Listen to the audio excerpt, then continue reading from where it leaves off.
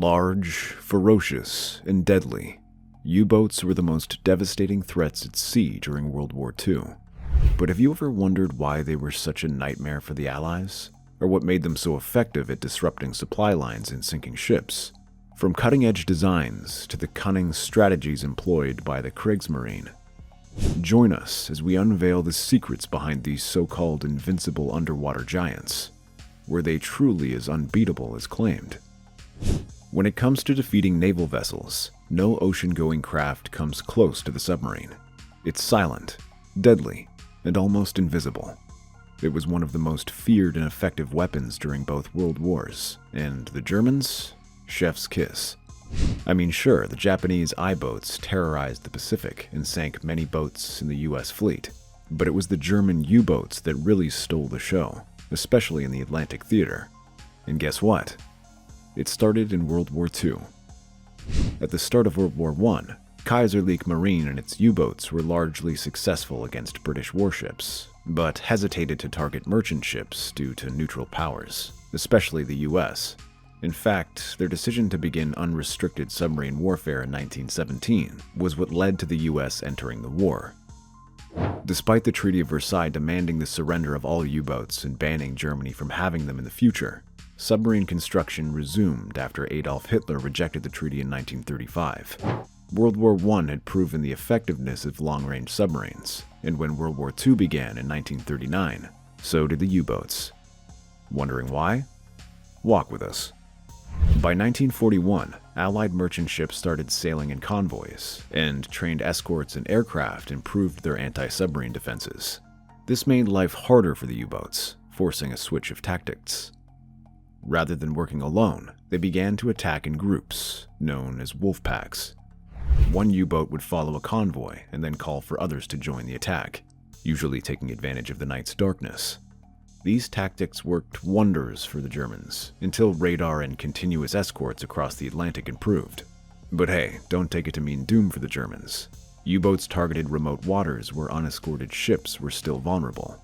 Then the Allies countered by attacking the U-boats' supply ships and organizing all available vessels into convoys.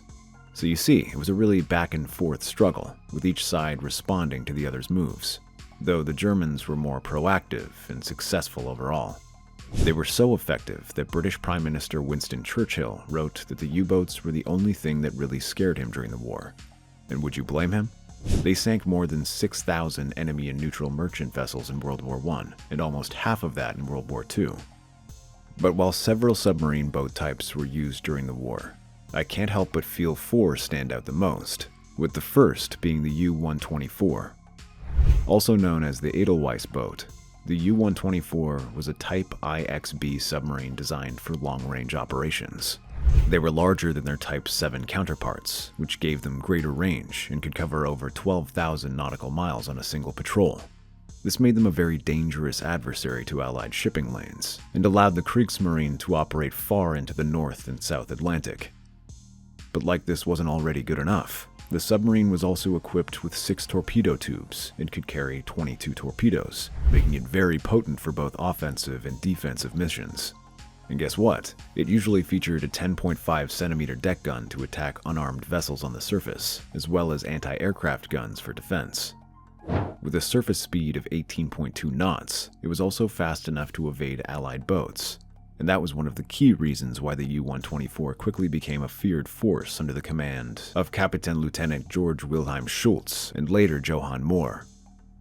During its service, the submarine managed to sink 48 ships, totaling over 220,000 tons, making it one of the most successful U-boats in the Kriegsmarine. Remember the SS Aguila and SS Tealbank? Both boats were sunk by the U-124 when it attacked convoy SL-68 in 1941, significantly disrupting Allied supply lines during the early stages of the Battle of the Atlantic. However, despite all of its strengths, U-124 was not without vulnerabilities. The wide dimensions of the longboat made it an easier target for Allies, and it was also slower to dive than the smaller submarines. Sure, the boat's turning radius and maneuverability were improved with twin rudders mounted directly behind the propellers, but it didn't change much in the grand scheme of things. In 1943, the Allies made great strides in anti-submarine warfare, particularly in air patrols and sonar technology. This made life difficult for large German boats.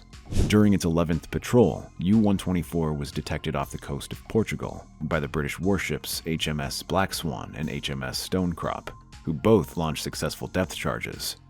It struck and sank the U-boat with all hands. Looking back though, one of the things that really made the U-124 so sentimental was that before its ultimate demise, no servicemen were lost due to accidents or other causes. Yep, it was a serial winner in that department. However, it's safe to say the IBXs were all handfuls to the Allies.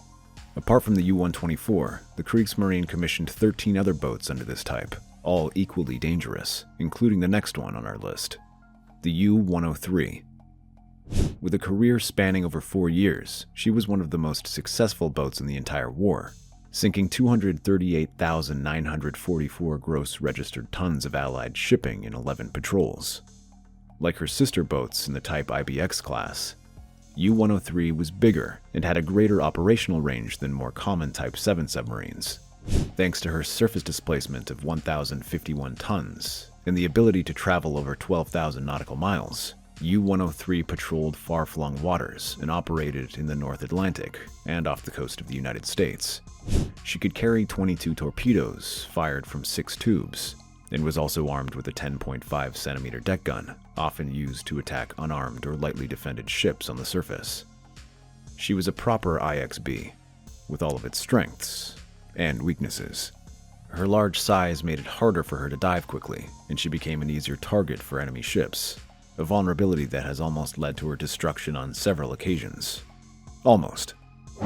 Call it karmic balance or just sheer luck, but the boat survived 5 recorded attacks. The first occurred on the 9th of October 1940, when it escaped a retaliated depth charge attack after sinking an Allied boat. A month after that, the British corvette Rhododendron mistook U-104 for U-103 and sank the wrong sub, leaving U-103 untouched. Later in that same month, U-103 sank 2 ships from convoy OB-244 and avoided a ramming attempt by a convoy vessel. Long before that, though, it dove just in time to avoid the depth charge of a Wellington bomber. The 5th and final attack came on May 22, 1943, when a British Whitley bomber tried to drop a depth charge in the Bay of Biscay. U-103 shot at it and submerged, escaping unscathed once again. When everything was said and done, 103's operational career ended without the dramatic destruction that befell many of its peers. In 1944, the submarine was withdrawn from active service and used as a training vessel. It played this role until the end of the war, when it was then scuttled by its crew in 1945, near the German port of Kiel. And this brings us to the Type 7B German vessel, the U-99. Despite completing only 8 patrols, this highly capable submarine sank 38 ships, accounting to 244,658 gross registered tons. Additionally, it damaged 5 more ships and even captured one as a prize. To put that into perspective, its efficiency rate of 38 ships in a single year greatly surpassed U-103's tally of 46 ships over 4 years. With a length of 66 meters and a pressure hull of 48.8 meters, the U-99 was smaller than the IBXs, but just as powerful. Its outer hull allowed water to enter, balancing the pressure for underwater buoyancy.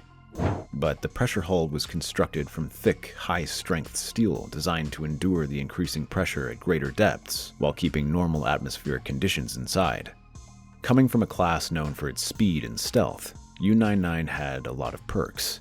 On the surface, it could reach speeds of up to 17.9 knots and 8 submerged. And with a range of 9,400 nautical miles, it could travel long distances in the Atlantic, where it often preyed on Allied convoys.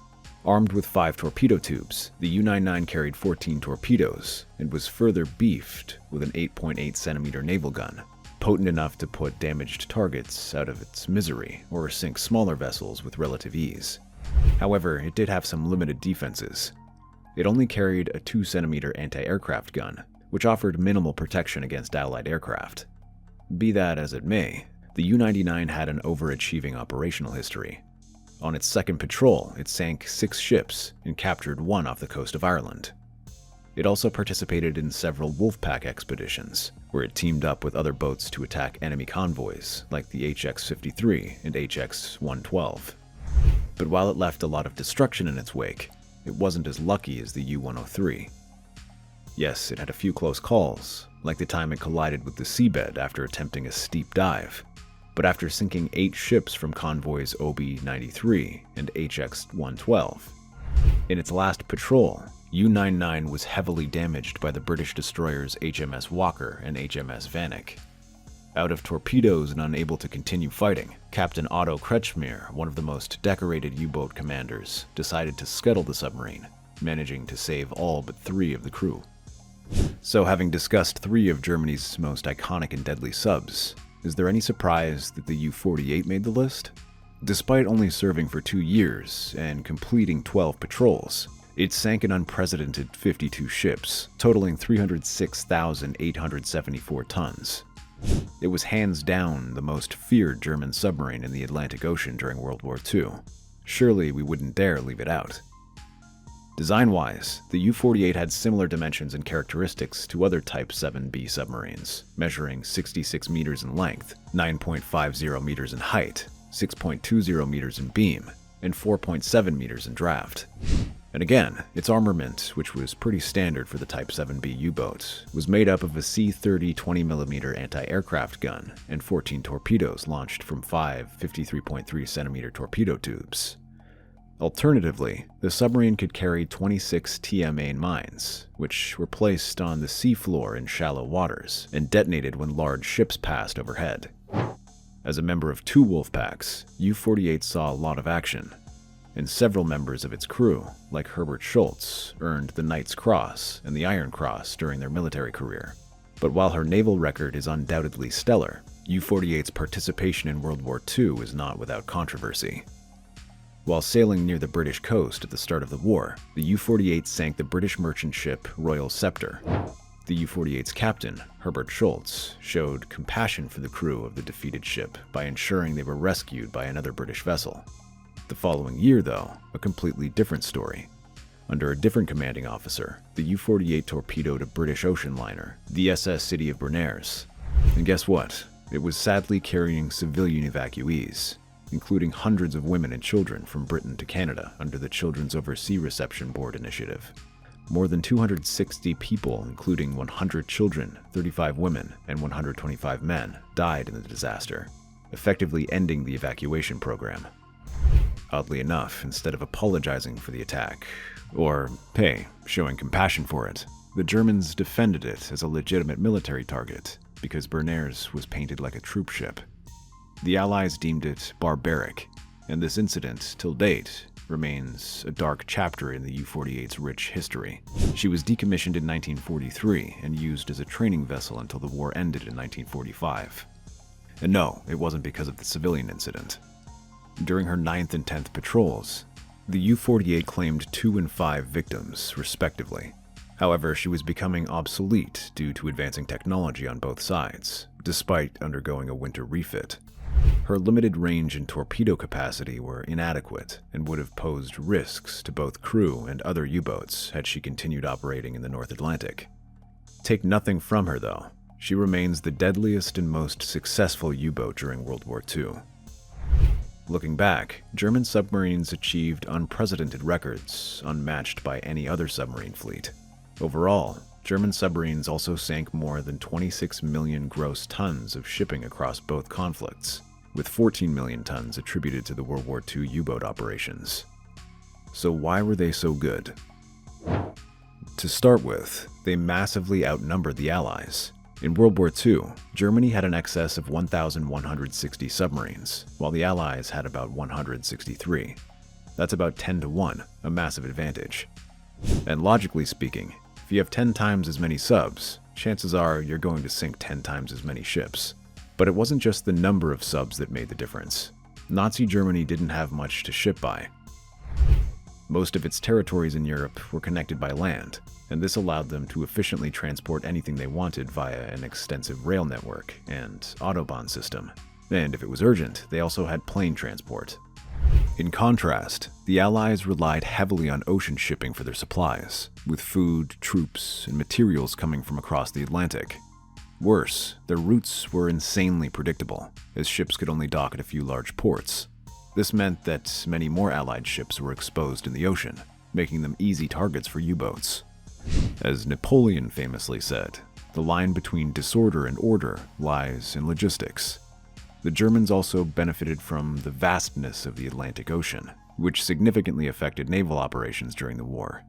While German merchant ships were typically within the protective range of aircraft, for much of the conflict, the third of the Atlantic was beyond the reach of Allied aircraft. And that's why the wolf packs were relatively successful. They strategically targeted the weaknesses of the Allies by breaking down supply and cargo ships to dampen their logistical capabilities. And guess what? It explains why Germany were so much more effective than Japan. Despite the fact that Admiral Isoroku Yamamoto focused more on attacking Allied warships. The disparity in the number of merchant ships sinking between German, Japanese, and enemy Allied submarines was telling. Japan sunk about 200, the US had 1,300, and Nazi Germany scored 2,850. So you see, the broader implications of logistics in warfare are often as clear as night and day. Finally, German U-boats were magnificently engineered. They were equipped with cutting-edge torpedoes, including the infamous acoustic ones that could home in on the noise of enemy ships. With such technology, they could strike swiftly, precisely, and very effectively, often catching Allied ships off guard. But hey, it wasn't all smooth sailing. Inside the cramped and dimly lit U-boats, sailors faced mental challenges in patrols that often went on for months. They had no means to shower or change their clothes, and worse, 50 men had to share 2 toilets, one of which also served as a food locker at the beginning of each patrol. Don't even get me started on how the toilet system was unusable at depths of 80 feet or more due to the pressure of the surrounding water. Additionally, once American merchant ships began sailing into transatlantic convoys with continuous sea and air escorts, U-boat attacks declined ridiculously. The breaking of U-boat codes, advancement in radar, and successful long-range bombing campaigns led to the sinking of 41 U-boats in May 1943, including 8 in a single day. This forced the Germans to take advantage of their secret weapon again, retreating to more distant waters, like the Indian Ocean, in search of unescorted targets. Even when U-boats returned to the British coast in 1944 with tweaked snorkel ventilation tubes to avoid detection during longer and deeper underwater operations, they still faced significant losses and only got a handful of success stories. Following Hitler's passing in 1945, Dönitz, his successor, commanded German forces to halt operations and surrender. It's said that Germany lost about 75% of its U-boats during World War II. While these submarines caused significant damage to Allied shipping across both world wars, they still became steel coffins for the tens of thousands of sailors who served on them. Unpacking the legacy of the Untersee boots was a load of fun, but we've come to the end of today's video. Or have we? There are a billion naval stories to share, and we've got lots of them right here on this channel. So, like, subscribe, and hit the notification bell to stay updated when next we release a video. Done that already? Alright, make sure you go through the channel for more mind-blowing exposés of the juiciest secrets in naval history. Thanks for watching, and we'll see you in the next one.